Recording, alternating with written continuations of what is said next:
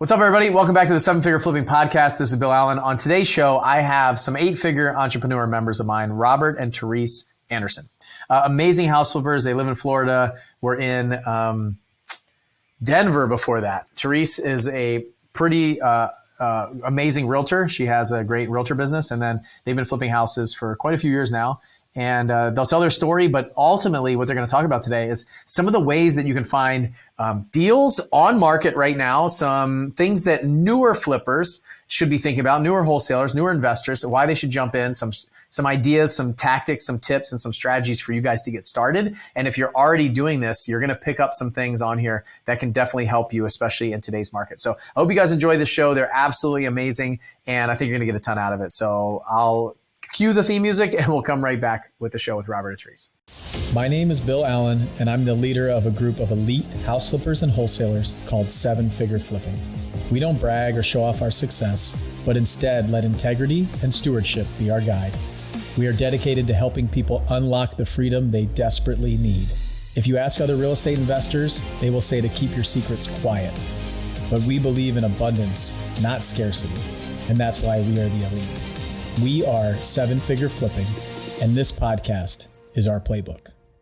What is up, everybody? We got an awesome show for you today. And if you're a beginner real estate investor, I'm telling you, this is going to be the show for you to listen to. And if you're doing like a couple $1 million, you might want to pay attention too, because these guys have the goods. They know what they're doing. So I've got one repeat offender with me and one new guest. So they happen to be a couple, but I've had Therese on the podcast before, but Robert tells me he has never been on the show. So he's here with you for the first time, and I can't wait to talk to these guys. We're going to have a lot of fun, and we're going to give you some really good advice of some lessons learned from some people who are doing a couple $1 million in their business. What would they have done differently, or what are some things that they learned so that you don't have to go through it the hard way? You can actually just get it from them on this show. In 25 minutes, they're going to save you and your business millions of dollars. That sound good? So Therese and Robert, welcome. Tell everybody a little bit about you guys, who you are, and then let's just get right into it. Absolutely. We're Therese and Robert Anderson. We're flipping houses in Southwest Florida, and also doing a couple flips in Colorado. We have 4 kids who are involved in our business, ages 24 to 16. And that's a little bit about us, and he can tell a little more about the business.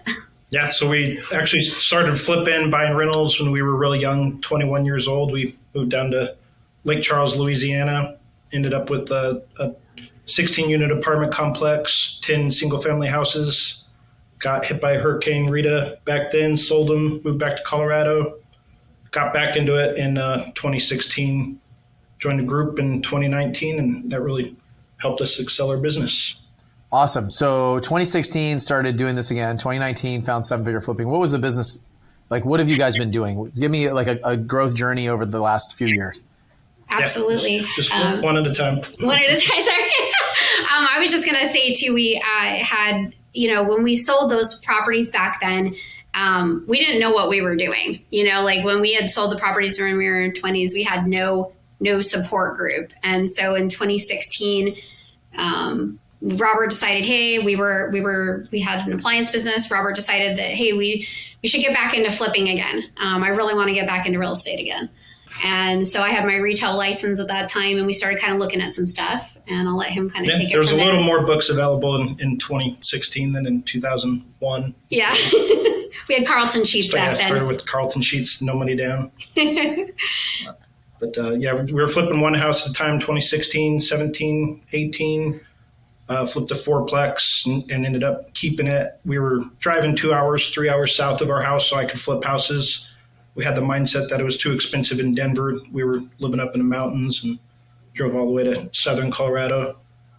So went to Flip Hacking Live October 2019, joined, moved down to Florida early 2020, bought our first flip in March, and just kept buying them.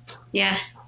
It was a pretty daring time for us to be buying something we thought, but without the group, I mean, like I don't know what we would have done. We would have got scared for sure. Yeah. Yeah. You guys joined Runway, then you moved to Altitude and then to 8-Figure. What were the, what was 2020 like? And then just give the audience some idea of what the business looks like so they know. I want them to know who's giving them advice, right? Right. Yep. So 2020, we moved to the Southwest Florida. We didn't know anything about it. I spent the first 3 months just driving for contractors. I called it, stopping at new construction sites, meeting contractors, talking about pricing. I think we ended up doing 5 flips that year. Bought 10 and carried over 5 to the next year. We kind of didn't, really tumultuous time in 2020. We'd just gone on the cruise with you guys, got back from the cruise, and the world shut down. It was crazy. And I during that time, you were telling us, hey, you know what? It's not a bad time. We were really worried about buying anymore because we had 3 more that were under contract at that time, and we got very nervous. Man, we should just pull out of these deals. What should we do? We started listening to what was being said in the group about, hey, let's just keep pushing forward with this. And it was the best decision. You're get bigger discounts, keep buying. This is the opportunity. There's still an inventory shortage. So yeah, we did. We got, the 3 that we were under contract on, we reduced our purchase prices on and ended up making a lot of money in those first deals. Okay. 2020, bought 5, had 10. Then what happened next? What did you guys keep doing? So then then the next year we decided to move to altitude, right? Mm-hmm. Yeah. So next year we moved to altitude, and we bought 17 that year. I'm sorry, how many did we buy? 32. Sorry, we bought 32 that year. Sold 17 that year, and then last year we bought 67 properties. It was a total of 100 units. 35 of them were duplexes. So we touched 100 units last year, carried over this year with 30 and refinanced quite a few of them. Or rental, we got a 35 unit rental portfolio. So we've been keeping as much as we can, but selling enough to keep the business healthy. Yeah. Yep. So. And what's the goal this year? Goal is 150 purchases this year. So just under. Okay. We're trying to get to 5 million this year, 10 million next year between all the businesses. Awesome. And if it's up to you, Robert, there will be 100 businesses by the end of this year. Oh my gosh, so yeah. I saw the map. Yeah. Interesting. You guys mentioned that during COVID. I remember this. I love that you are the only ones that said, "Hey, we listened to you." So a lot of people were stopped buying during those 3, 4, 5 months, right? And we were just like, "Look, you're not going to have any inventory. If you're a full-time house flipper, you really should be buying houses." Right. And I believe in that right now. You have to have inventory, adjust the numbers, adjust the price, adjust the strategy. But if you're a full-time house flipper, you're either going back to your W-2 job or you're going to be a full-time house flipper. So you decide, and you can make money in any market. And so fortunately we were right. There was no inventory. I had no idea what was going to happen, but you have to the people that didn't buy through those 3 or 4 months, they had a business 6 months later that had no inventory. There was nothing on the shelves that they could sell when the market heated up again, right? And so the same thing's happening right now. People are scared. They're running away. They're stopping. They're shutting things down. They're like, I'm just going to wait and see what's going to happen. Or the new people that are like, I'm not going to get in now. The same people who are like, the market's too hot right now for me to buy are saying, oh, I'm not sure about the market. There's too much uncertainty. I'm not going to jump in now. So yesterday was the best time. Today is the next best time if you didn't jump in yesterday. So I want to preface, especially the questions I'm about to ask you, for newer investors, or maybe somebody who's seasoned is going to be listening to this too, saying, oh yeah, there's going to be tips here for everyone. But if you're slowing down, it might not be the time to slow down. If you're jumping out, it might not be the time to jump out. If you're not willing to jump in, now is the time. Real estate is the way. Real estate is the way to financial freedom, period. I will argue to tooth and nail with anybody about that. And fortunately, I have guests on that agree with me.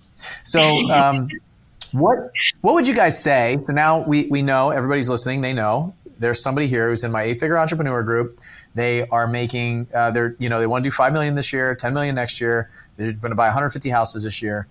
So there's your credibility, right? They have earned or learned this, right? They've had to pay for this kind of information. They've learned it on the streets. The kind of information they're going to give you, massively valuable. So what are some things, if you could go back in time a little bit, what are some lessons that you learned? And what are some advice that you would give to some new folks out there who are thinking about getting in, or maybe they joined the program, maybe they're in our runway group and they're having trouble getting some traction or something like that. What are some things that you guys saw and Therese, you've been a coach, laser coach for for a while, and then your daughter is now one of our laser coaches. So what are some of the things that you guys some advice that you give to the people who are listening?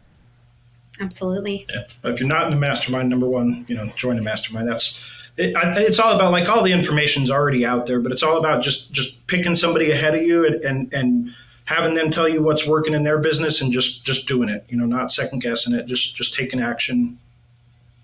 Absolutely. So I'll send you guys the check for that. And I totally agree. Like, anybody who's listening, I'm telling you, it's obvious. Like, anybody that I bring on, obviously they're a part of our mastermind. So they know that, hey, it's a great place to be. We're a great community. So we'll make that as an assumption. I think that if people are listening to this, you can go to sevenfigurerunway.com, drop an application in, talk to our team, see if it's a good fit. But again, you might be at the place where you're just listening to the podcast. Like, you're not sure. You're thinking about jumping in. I definitely think it took me a while. It took me a while to accept the fact. And Robert, it took you a while to accept the fact that we should join a mastermind, pay for this. It's not all out there. Like we agree. The information is all out there. And a lot of people will say, well, it's all out there. Why would I pay for it? And so Right. let's give me some like tactical advice or some things that you guys went through that you could skip the learning curve for some of the folks, especially when you're just getting started. Like, you guys like went out and then you came back in to real estate, like in 2016. You guys had sold all those properties, came back in. There's some people out there who are thinking about getting started. They just don't know.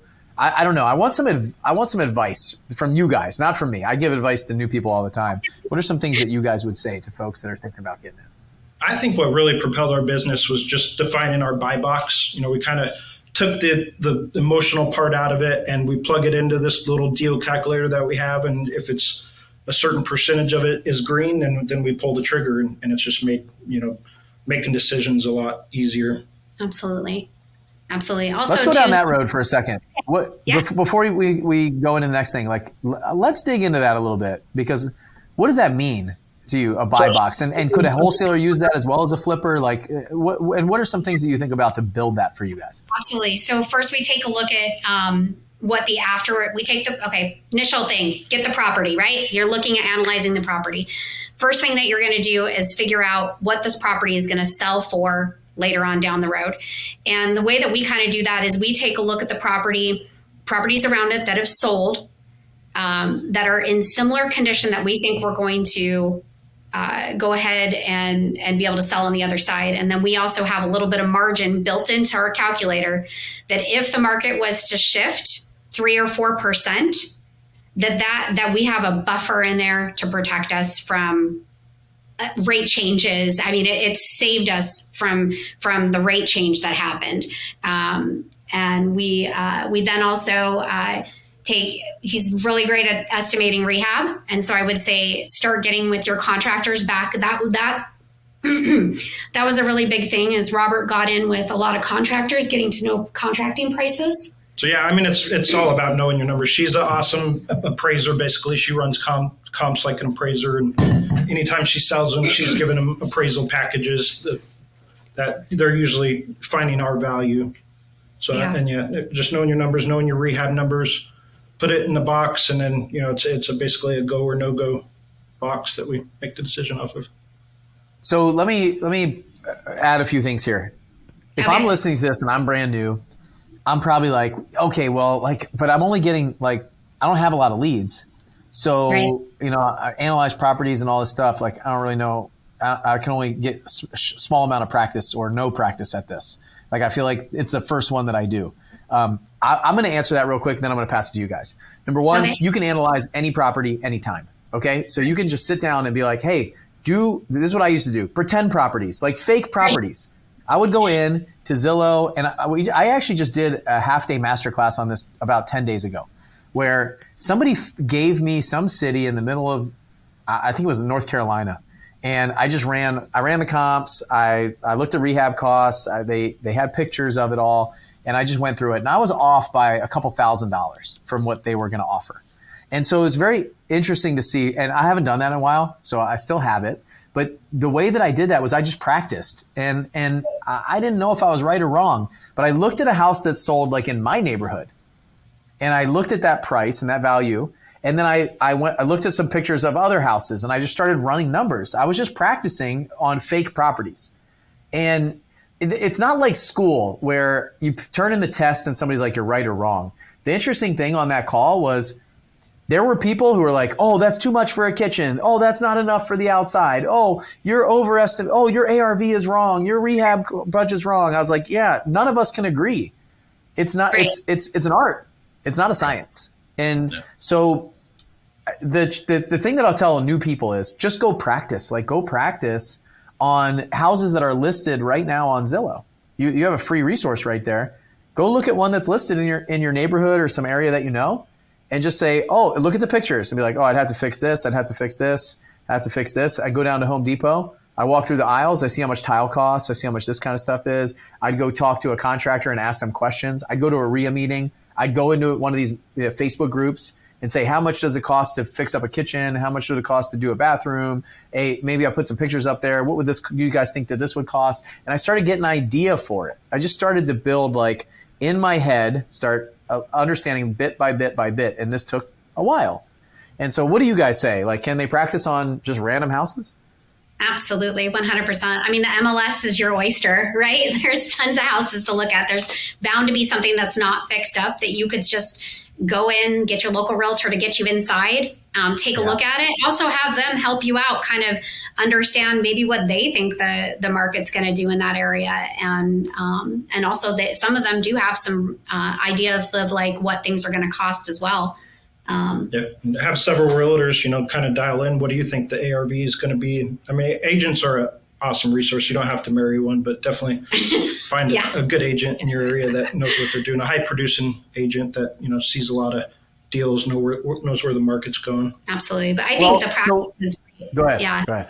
I was just going to say, when I first got out here, we basically dropped ourselves in a place we didn't know. And we spent a lot of time just driving around, getting to know neighborhoods, understanding what neighborhoods were probably going to be getting the most value and trying to look at those. Also kind of price points. What was the average, staying in that little median house price point is a really great place for new investors, because that price point is always going to be in demand versus like a really expensive luxury home. Yeah, I agree with that. I really encourage a new investor to stay in that, first time home buyer area where the huge demand is. And also additionally, not go into areas like look at places where other people are flipping houses. So most people look at an area, a zip code or certain area where a lot of people are flipping houses, and they go, oh, these people have that on lockdown. I'm going to go over here where nobody's flipping because it'll be easier to find a deal. Well, they're all flipping houses there for a reason. Like, Don't go to the place where nobody's flipping houses. Nobody's flipping houses over there for another reason, and you just haven't figured it out yet. So where there's a lot of construction, a lot of things going on, a lot of flippers are congregating. There's deals in there for sure. There always will be. But I'm telling you right now, that's the place to be because there's a huge demand for it. It's just a supply and demand equation. Robert, you mentioned you said don't marry a realtor, or you don't have to marry a realtor, but you did. But you guys used your unique powers, right? So Robert, you're great at estimating rehab costs. Therese, great at running ARVs and comps and things like that as a realtor. But how do you find a realtor to work with, especially when you're brand new? So you guys are mentioned like the MLS and getting a realtor to let you in and do those things. Like, as a brand new person that has no experience, you probably don't have a lot of money. You haven't figured out the money side, raising capital, things like that yet. How do you talk to that realtor with confidence or find somebody? Because I don't know, maybe I'm wrong, but I don't know if the person who's doing hundreds of houses a year is going to take the time to kind of work with and look and spend time with a new investor who wants to go see a bunch of houses and isn't making a lot of offers. What would you advise on that? I definitely would look for an agent who maybe has investment properties themselves, because they're going to understand the market a little bit better. New agents are great too, because they're excited to go show you homes and they just want to get their foot in the door. So that's kind of nice because you'll be able to see a lot of homes with them, and they'll really dedicate to like trying to help you get through the deal because they want that commission.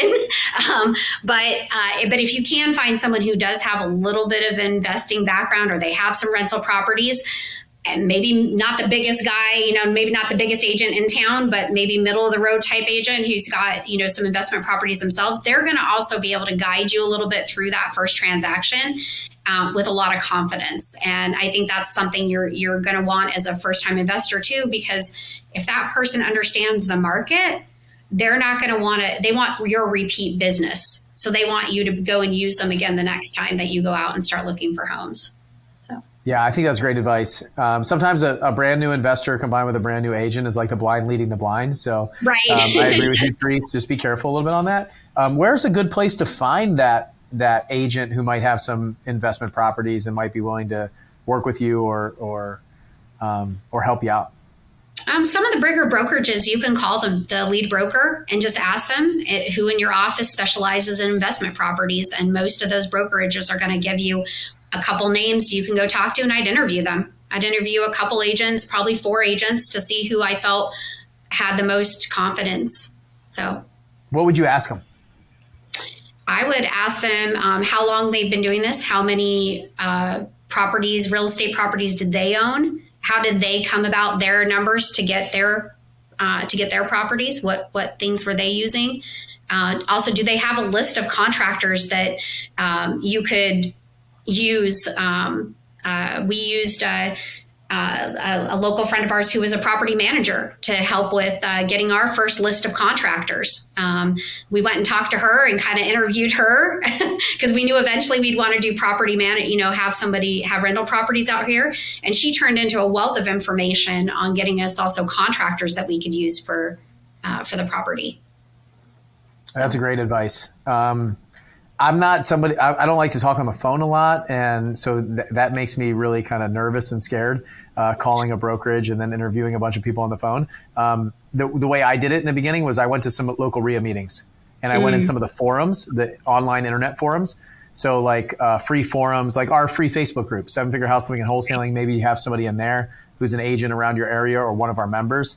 And then I would find other investors and just kind of try to sit down with them. I actually remember taking one when I moved here to Nashville. There was a guy in Nashville that did a lot of business in Chattanooga. I saw him at a local RIA meeting and he was talking about Chattanooga and being a lender there and building apartments and stuff. And so I just talked to him afterwards. I had a business at that point that was sizable and profitable. And so I could hold my own in conversation with somebody like that. But we met for coffee. I don't drink coffee. I don't go to coffee. But I sat down with him and I just asked him about every single zip code in Chattanooga. And he gave me the layout of every single zip code of where I should be and shouldn't be. And so meet up like that or an online forum or Facebook groups or things like that are just really great. You do have to sift through the people who have no idea what they're talking about.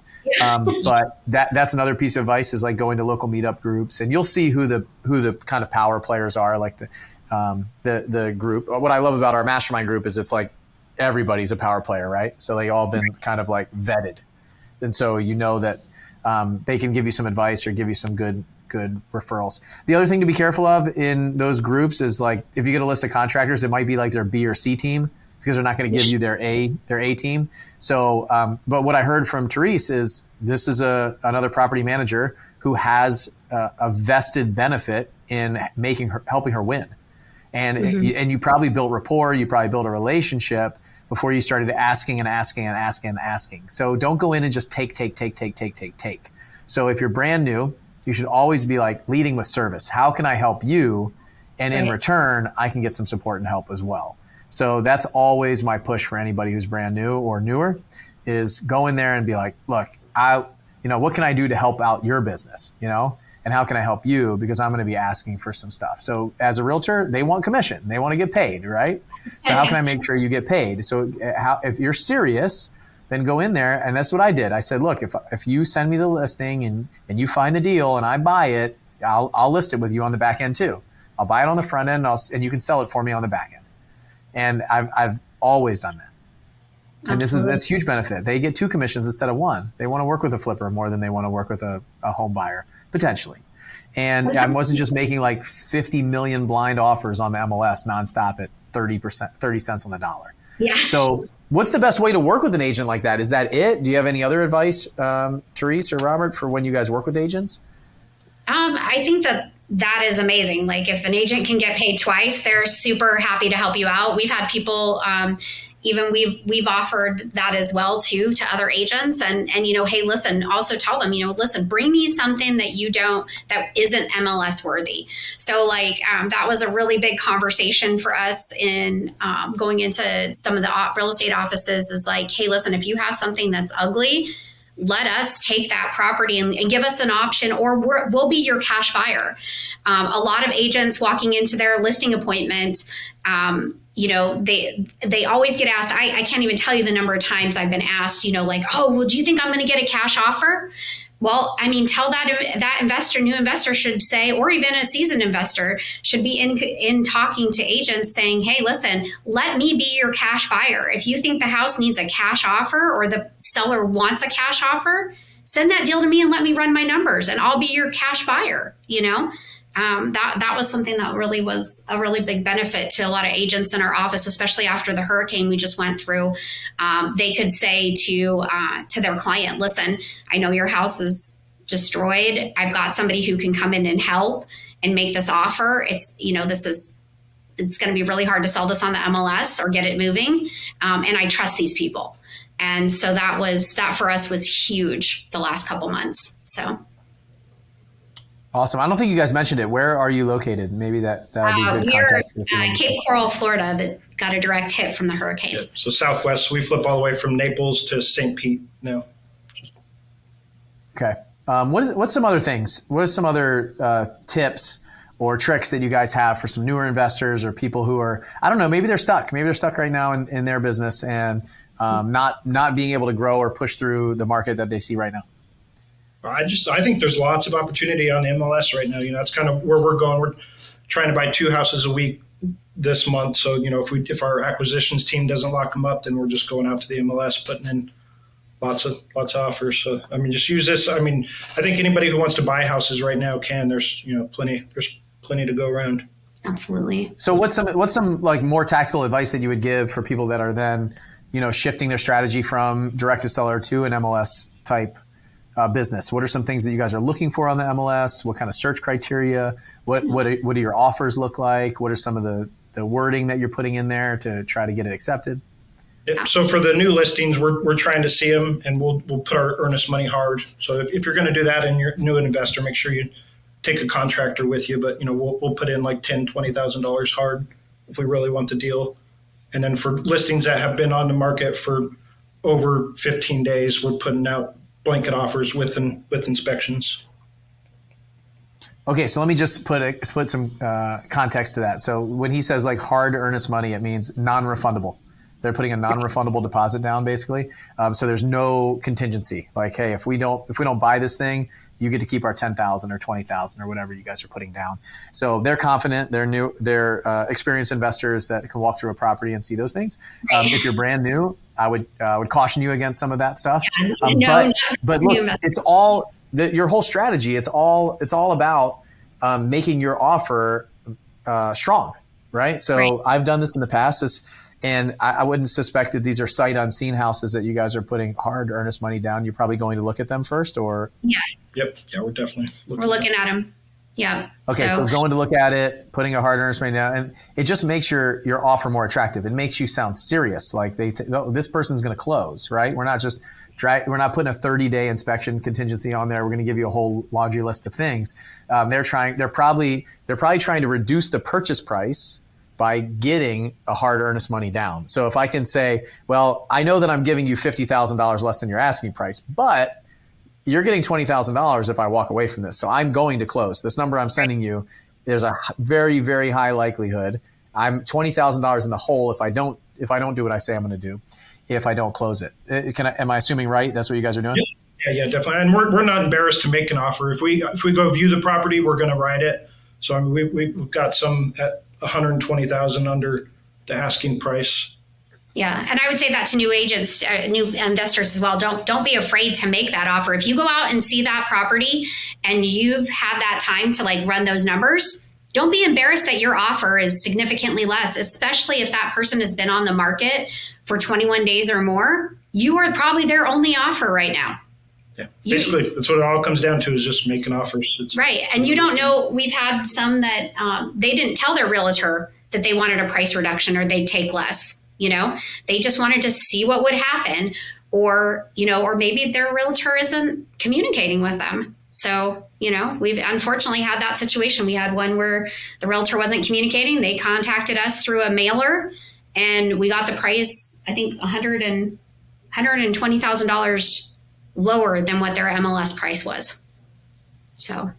And for context, this isn't like $1 million house, right? That you're getting for $120,000 This is a $400,000 house. Yeah. Okay. Yep. So we're talking about like a 20% price drop. So, Yep. First of all, you guys are like some of my favorite guests, because you keep like repeating some of the stuff that I've been teaching for years, that I've been like beating this drum forever, wondering if anybody's listening. So I'm just going to give you the microphone. It's going to be 7-Figure Flipping podcast with Therese and Robert from now on. I absolutely love it. I can just retire today. The make an offer. If you're going to do the work and you're going to go out and look at the property and you're going to run the numbers, you have to make an offer. It doesn't matter what it is. I've been teaching this for years. I've been really pushing this because, and this goes for wholesalers. I hear it all the time. Is like the wholesaler's listed too high. I can't buy any deals from this wholesaler. I'm going to unsubscribe from their list. It's like the worst decision you could ever make, because as a wholesaler, sometimes I don't have a single offer, no offer. So I have the house under contract. I have no offer. I have no feedback. I have no idea if I'm way too high, if I'm just a little bit off. If I was $15,000 lower, I'd be able to find the buyer. And I can't go back to the seller with anything. Like, I have no confidence walking in and renegotiating the contract unless I'm going to buy it, which sometimes I do. But for you guys, if you're a flipper, you might be the only person that made the offer to the wholesaler. And now the wholesaler has an offer that they can take back to the seller, and they know what they can make. They have to negotiate their fee in. So this is great advice. I absolutely love it. What are some other things? Like, what are some things that you're looking for on the MLS? Are there keywords? Are there search criteria? Do you have other agents out there looking for you guys? Like, what do you recommend to somebody who wants to go find some properties on the MLS? Because that's going to be the lowest out-of-pocket expense for them right now. Right. We do have other agents looking for us too, be honest, and we'll give them, we'll let them take that buyer's commission. So that's amazing for that agent. And we just let them know it just needs to be something that needs to be rehabbed, that will kind of fit in our buy box. We kind of explain to them what we're looking for. Typically that middle of the road house is what we're looking for on that. Yeah. So anything we can add value to, we're looking at. I mean, we're buying a lot of 2006 houses that would go traditional financing, but they're just not getting top dollar. So we just offer what we can and go from there. Okay, so if you're listening to this, establishing your buy box, starting understanding what you're looking for, then go out and start talking to people, start networking with people, and find some folks to be out there and kind of help you look for that, help dial in some of your numbers. And you don't have to be perfect. What do you guys think? Were you perfect in running ARVs, estimating rehab costs? Were your budgets like spot on? And are they still? Absolutely not. No, at the beginning it was, we made ourselves, we had a big at the beginning, we wanted a really big profit margin when we went to talk to people about what we were willing to offer. So that way, if we did mess up and we missed it, like, oh man, there's like a whole sewer line that's got to come out of here, and that's 10 grand. It wasn't going to be detrimental to us, and we weren't going to go in the hole. So we kind of got the deals as deep as we possibly could. And then we also gave ourselves like a little bit of a cushion, 3 to 4%. And we do that to this day, 3 to 4% below, just to kind of make sure that, like, hey, that's still in there, built into our calculator.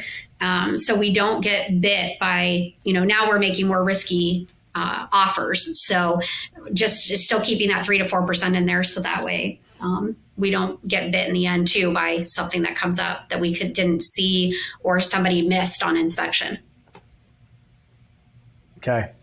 Okay. So we've got running the numbers, and then we've got going out there and looking at the MLS for something that might be distressed. So realizing that we have to add value, we have to force appreciation. Like, as a flipper, you're forcing appreciation into a property based on usually fixing up the property to more like current market level conditions and things that people want. So, and I want to just talk about the difference a little bit. So if you're going directly to the seller, you have to find distress in the seller. It's not always distress in the house. Now, if you're going on the MLS side of things, unless you can figure out that the seller's distressed through the agent, somehow the agent knows they want a cash offer, they're distressed, you're probably looking for distressed houses. Would you guys agree with that? Yes. Yeah. Because you're seeing the pictures of the photos, maybe in the writing somewhere, it says something in the description or write-up, or in the financing terms, it's cash only in the financing. There's certain ways that you can look and search the MLS for these things. But it might say handyman special or as is or these kind of things that you're looking for. But you're really looking for a distressed house primarily on the MLS. And then when you're off market, you're looking for a distressed seller. I've bought many houses that have been in perfect condition, like better than perfect condition, almost brand new construction, because the seller is distressed. There's something going on with the seller when you go direct. So that's the caveat that I want to give for this is most people that are brand new to this or just getting going, they think that it has to be a distressed house. It's not true. It is just not true. And I bet sometimes you guys have found actually distressed sellers on the market, or referrals or leads that have come to you. Would you guys agree with that? Yeah. We got 2 right now that we just listed one last week. Going to list it's a 2018 house. We replaced the carpet with tile just because the market. But yeah, we could have just. We're kind of addicted to flipping them. We don't really like selling them as is for some dumb reason. But put about 10 and what was grand. going on? What was going on with that seller? Can you guys share the story a little bit? What happened? The seller had another offer from somebody else. The offer fell through. She approached us with what they had offered her, and the numbers didn't quite work for us. I said, hey, listen, we're close but not there. I said, I hate to give you this offer the way this is because I know, I'm sure you were expecting this, but I gave her the number that we could work with her on and get her to her time frame. She wanted to be out of that house within 17 days. She had to be out of there. She already had put a deposit down on another house and just was willing to accept what she needed to get out of the house. So we were able to come up with that. It was a light rehab. We did carpet. Like Robert said, we took out the carpet, put tile, and did some siding, and we just listed it this weekend. So a lot of showings this weekend too on it. So nice. And that's what you'll see, especially when somebody has been under contract for 30 to 45 days and it falls out right before closing and they got their entire life set up. They've found another house. They had their whole life planned. They have moving trucks planned. It's all done. And then your house falls out of contract. So immediately you're like, hey, can I keep this time? What is it going to cost me to keep my timeline, to keep my plan? Because then you put it back on the market. It's going to be another 2, and who knows how long it took to get that first buyer in the door, right? Take another month, and then it's another 45 days, and then who's to say that this isn't going to happen again? Imagine the person that's happened twice to, or 3 times to, and they're just getting beat up and beat up and beat up, and wonder if they're ever going to sell it.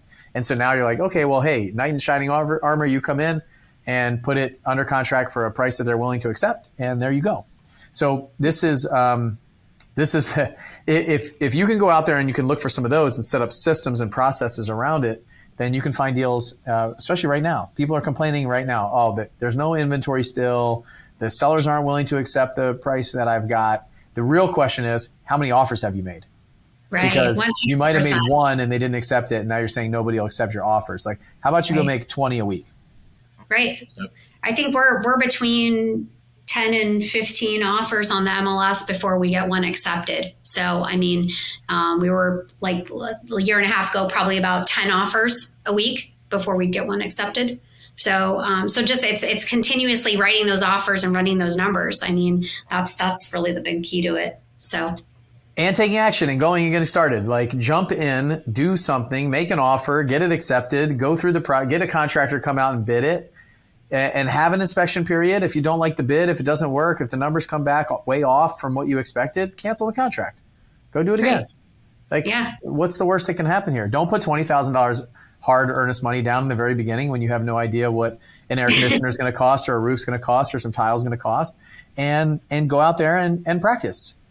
And here's the thing. I heard this quote this week. So practice doesn't make perfect. Perfect practice makes perfect. And so the reason why I say this quote is not the fact that I think you're going to have perfect practice, because you're not. But your goal is not to be perfect. Like, in the beginning, you don't have to be perfect. You still don't have to be perfect. You guys aren't perfect now. I'm not perfect.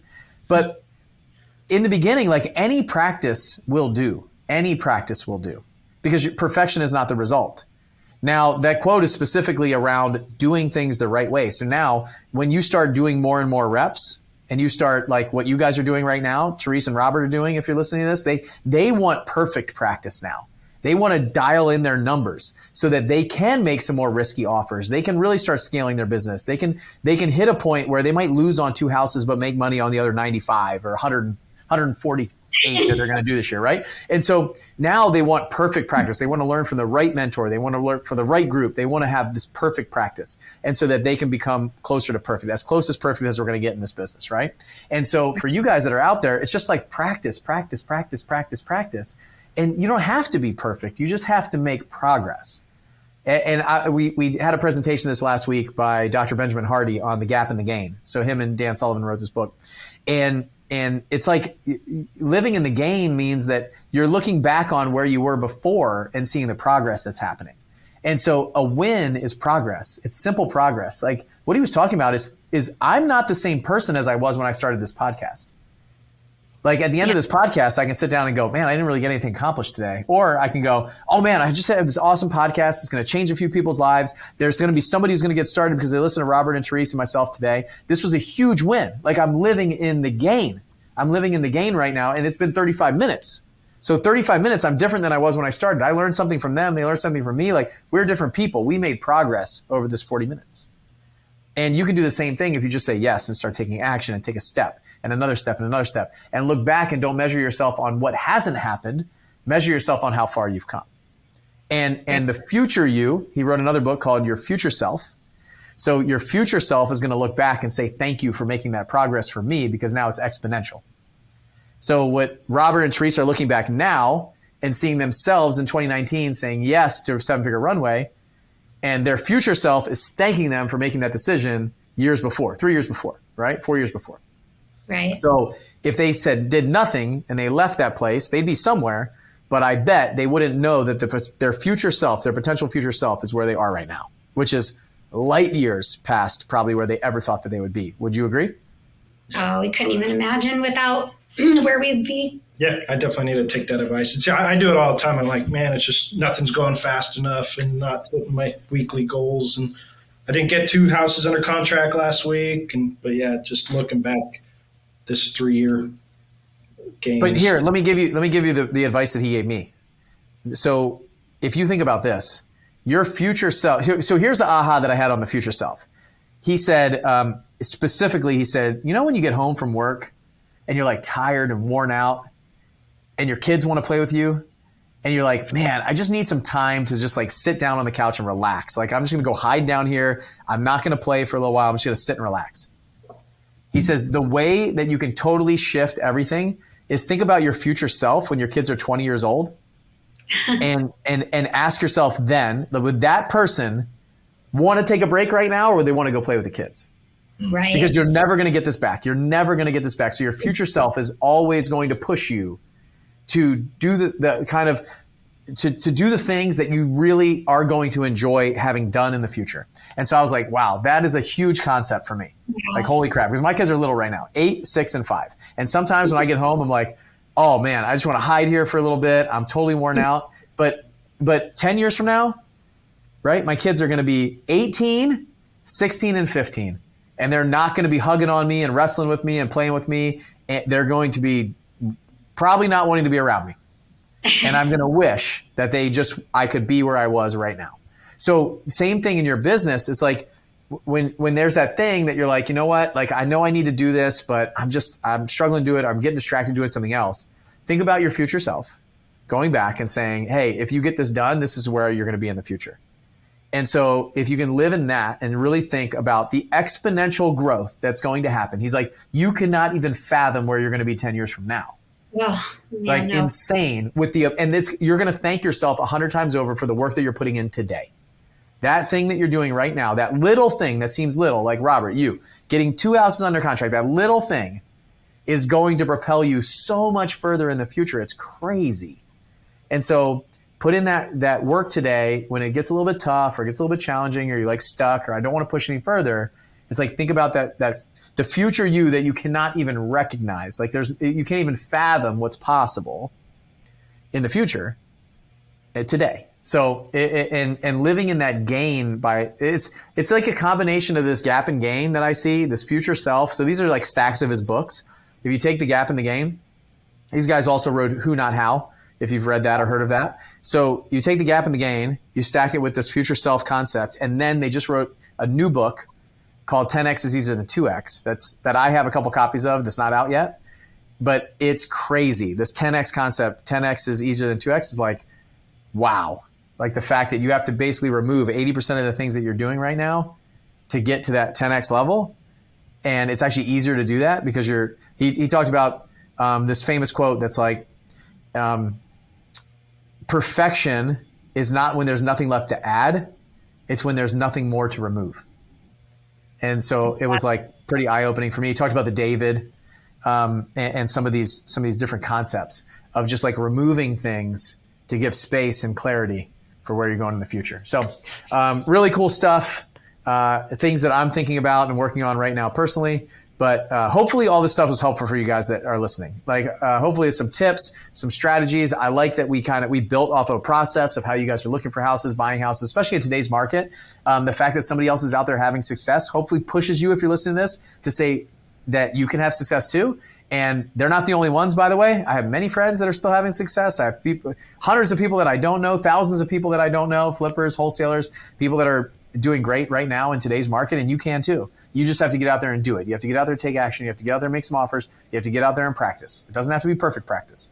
You're not looking for perfection. You're just looking for progress.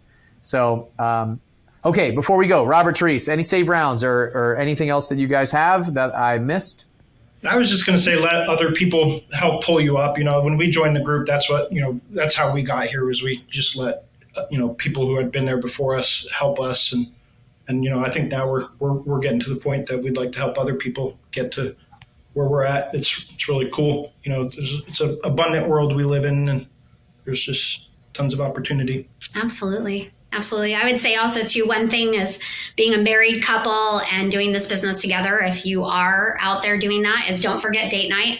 I always remind flippers of this too, and any entrepreneur really is just remember to also foster that relationship, just so that way that's what we're doing this for. So also to make sure to remember throwing a date night and no business talk, that type of thing too, is also a really good advice for someone who's putting a lot into this, just going forward. So I love it. That's great advice. And I'm glad you said no business talk, because I thought maybe date night would be like Home Depot or Lowe's or something like that, where you're going out and pricing things. But that has been for a year. That's what our first year, that was date night. So yeah, absolutely. And then like the next year I was like, you know what? We actually need to go to dinner without talking about business or anything else. So. Yep. I remember going to Lowe's and Home Depot with Lucy and pricing out everything.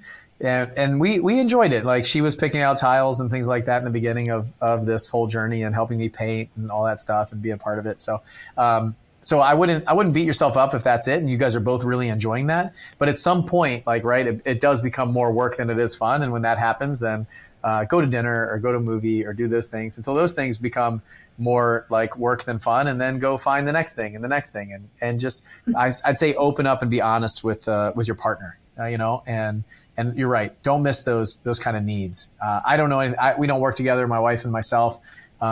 So I kind of like go to the mastermind to get my work and my camaraderie in the entrepreneurial world. And then I go home for diaper changing, cooking, cleaning, and hanging out. And then me and my wife go on vacation and things like that when we need some time and spend some time together. So very intentional about that, like quarterly vacations and retreats. Okay, how can people find out more about you guys, or what is there a need that you guys have? Do you need like millions of dollars? Do you need more deals?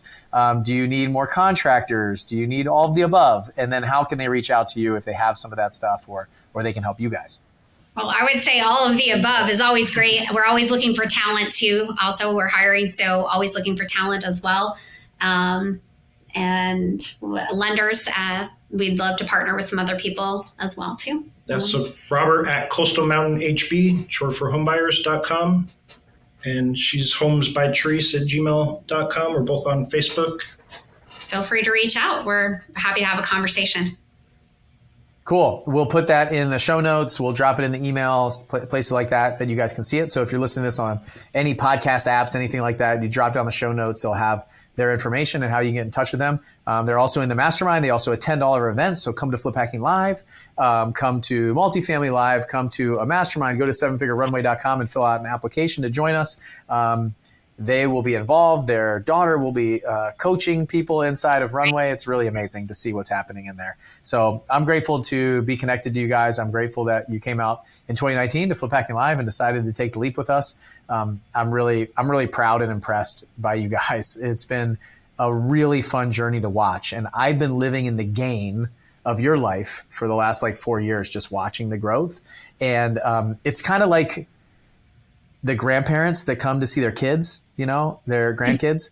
They only see them every few months, and you can see how much they've changed. But you guys are like the kids or the parents that can't even see any change. And you're like, what are you talking about? I'm like the exact same that I was 6 months ago or a year ago, when it's not even close to true. It is insane. Even the call that we did, the financial call just a couple of years ago, I've seen tremendous, massive growth since then. And it's only been probably a year and a half, something like that. I have a real tough judge of time, but we get to do another one tomorrow. So I get to see how far you've come from those. So it's really cool to see. And so if you're out there listening to this, a lot of times you don't see the progress, but you're on a hero's journey. You're on a path, and you really are changing massively. And just like Dr. Benjamin Hardy said, your future self is going to thank you for all the work and all the things you're putting in now. So just the fact that you're listening to this kind of show, this kind of information, kudos to you.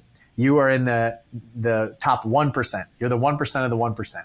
And you really are kind of the crazy ones and the entrepreneurs that'll change the world for the better. So I'm thankful for you. And Therese and Robert, I appreciate the time today. Thanks for coming out and spending time with me. And for those that are listening, I know you got a lot of things that you could be listening to, a lot of things you could be doing. Thank you guys for listening to the show. I'll see you on the next one, and leave us a rating and review, share the show. If this was your favorite show ever, take a screenshot, post it all over your social media, tag me, tag Robert, tag Therese, show them some love, and tell them how awesome they are. I'll see you guys on the next one. Bye. Bye, guys. Bye. Thank you. Thank you.